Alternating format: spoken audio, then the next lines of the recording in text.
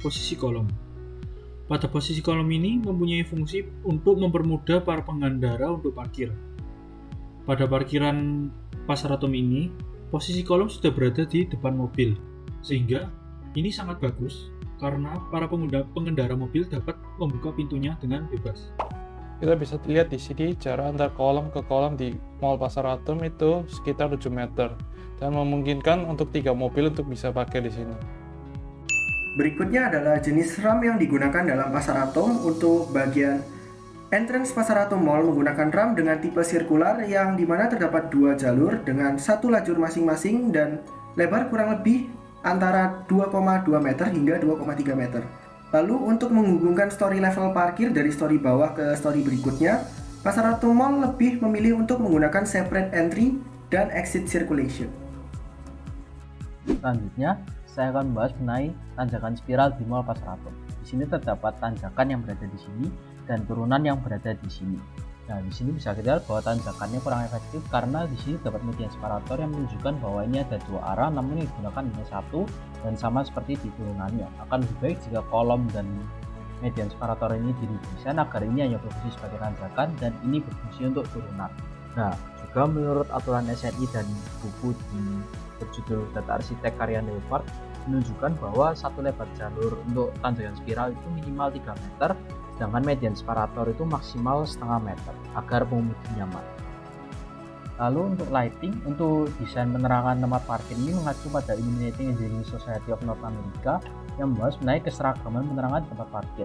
Di sini kita bisa lihat bahwa Mall Pasar Atom sangat tidak seragam karena ada bagian yang sangat terang dan ada bagian yang cukup gelap.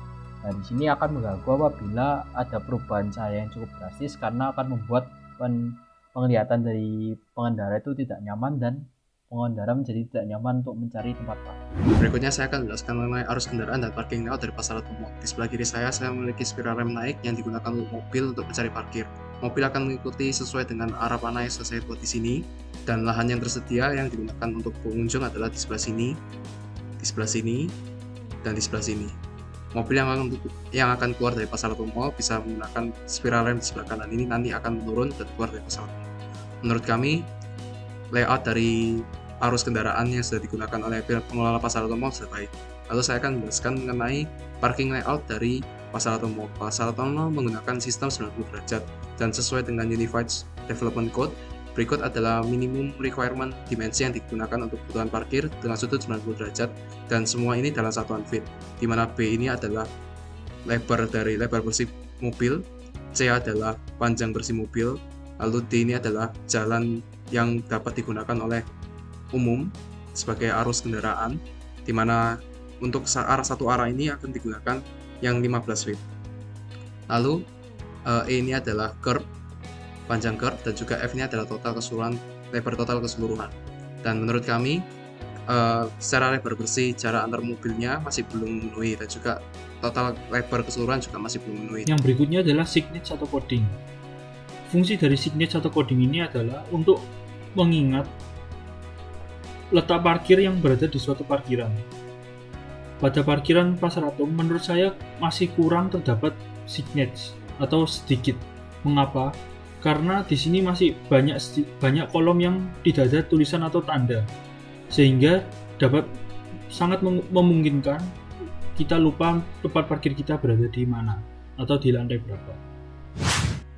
Kita bisa lihat di sini adanya kurang tinggi lantai parkir yang terkena pipa ini.